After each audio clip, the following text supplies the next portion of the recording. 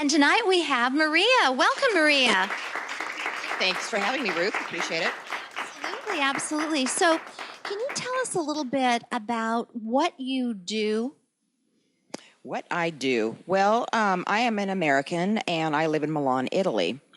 And I work with small businesses there, local businesses, to help them get found on the internet, get found online. Because even though the people that I work with are the best in their industry and they're the best in the area, that doesn't do them any good if their clients can't find them. That's right. So I'm curious, how do they find you? And you have a great story because you do whatever you do in far parts of the world. Can you kind of share with us? It's a beautiful way to have freedom and to create a career the way you've done it. That takes a lot of guts and stamina. Yeah, well, looking back now, I was sort of the poster girl for how not to move to Italy. Basically, my employer sort of bought me a plane ticket and said, have at it. I moved over 15 years ago. I was working for a company that made golf clothing, and all of our production was in northern Italy, and so I did that for a few years, and they asked me to come back. At that point, I decided that I liked being in Italy.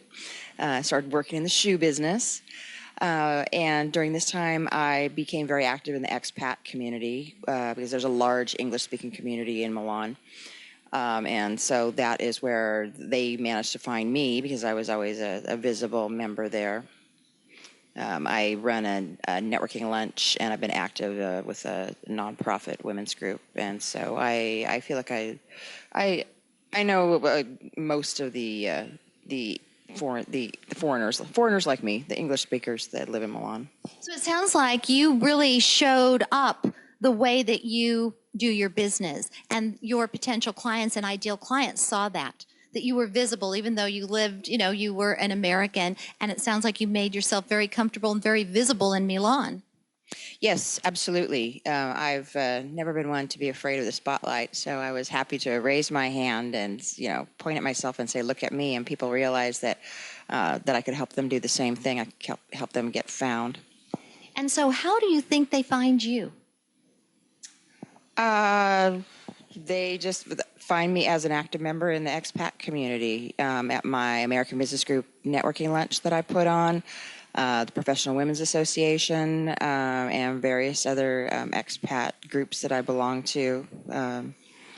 I'm the lady from California. The lady from California. So, there's so much now with online marketing and getting visible. And whether it's bricks and mortar companies in Milan, Italy, or anywhere around the world, what are two things that you would recommend or suggest for people who want to gain visibility online? Because you're the online visibility specialist. So what would you suggest?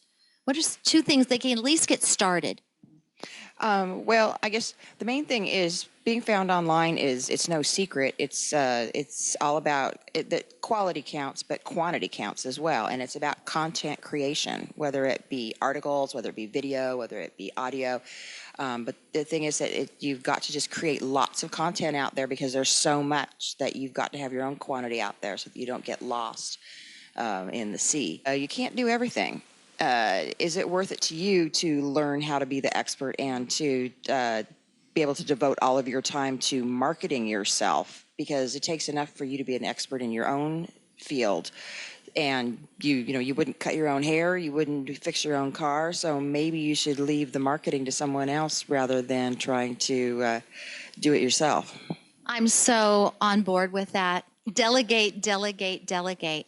I love that. I love that. Thank you so much, Maria, for sharing some bits of wisdom.